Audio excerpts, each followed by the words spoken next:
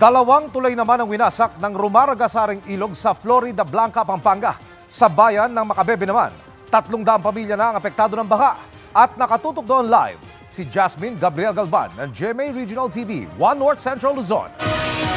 Jasmine. Emil, isang linggo ng problema ang baha sa iba't ibang bayan dito yan sa probinsya ng Pampanga maghapon na nakaranas ng pag-ulan. Samantala dahil pa rin sa tuloy-tuloy na pag-ulan, binaha ng ilang bayan sa probinsya naman ng Pangasinan.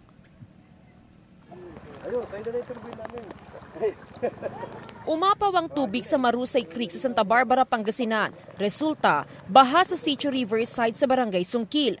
Umabot sa 20 kabahayan ang binaha. Sa bayan naman ng Kalasyaw, pinasok na ng tubig ang ilang bahay sa tabing ilog dahil sa pag-ulan. Pati ilang pigiri, binaha, kaya kinailangang ilikas sa mga alagang baboy. Kasi po malulunod na po sila sa tubig. Dahil sa baha. Kung tumitigil ang ulan, baka hanggang abuti na doon sa kalsada. Maging ang Dagupan City, hindi nakaligtas sa bahang dala ng tuloy-tuloy na pag-ulan na pinapalala pa ng high tide.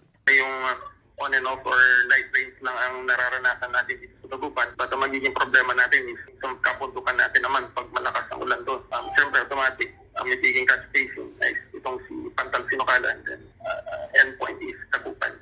Apektado ang ilang estudyante sa nararanasang baha. Katulad po nito, kailangan pa po namin mag-dry bike para makatawid lang sa maikling imbis na pangkain na napupunta pa sa dry bike. Sinamantala naman ng ilang padjak driver ang baha para kumita. Kumikita kami pag tuwing balang, pag wala naman, hindi. Sa Pampanga naman, pahirapan ang pagdaan ng mga sasakyan sa bahaging ito ng Barangay Kaduang Tete sa bayan ng Macabebe. Lampas tuhod ang baha sa lugar at patuloy pang tumataas ang antas. Bukod sa kalsada, pinasok na rin ng baha ang ilang kabahayan dito sa bayan ng Macabebe, Pampanga. Aabot sa 300 families ang apektado. Mahirap din po, ma'am, dahil sa dinadaanan po namin. Tsaka yung hanap buhay po uminto dahil sa ulan. Wala pong maigahan, ma'am eh. Taon-taon kasi dito, ang lubog dito sa amin.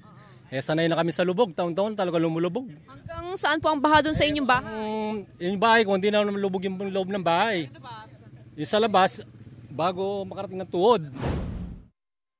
Dahil naman sa malakas na buhos ng ulan at pagtaas ng antas ng tubig sa ilog, nasira ang 2 alternate bridge sa Florida Blanca. Kabilang dito ang tulay sa Barangay Fortuna at Mabical Valdez. Ginagawa po ng Municipality of Florida Blanca, patuloy po silang naipag-coordinate sa DPWH para tutukan po at ayusin yung mga daan sa mga alternate roads. Nalubog din sa baha ang ilang bahay sa Lubaw, Pampanga. Sa ilang barangay, abot hita ang tubig. Bukod sa malakas na pag-ulan, barado rin daw ang mga kanal, kaya mabilis na tumaas ang tubig. Sa datos ng Pampanga PDRRMO, aabot sa 31 barangay apektado ng baha. Emil, sa ngayon, tuloy-tuloy ang mahigpit na monitoring ng provincial government. Ganon din ang iba't ibang LGU sa Pampanga River. Samantala, as of 6 p.m. ay umabot na sa 26 families katumbas ng 104 na individuals ang nasa mga evacuation center. Yan muna ang latest mula dito sa probinsya ng Pampanga. Balik sa iyo, Emil. Maraming salamat, Jasmine Gabriel Galban ng GMA Regional TV, 1 North Central Luzon. Good news mga kapuso! Maaari niyong mapanood ang 24 oras at iba pa naming mga newscast sa aming YouTube channel. I-click lang ang subscribe button na lalabas sa screen. Sa mga kapuso abroad, maaari niyo kaming masubaybayan sa GMA Pinoy TV at sa www.gmanews.tv.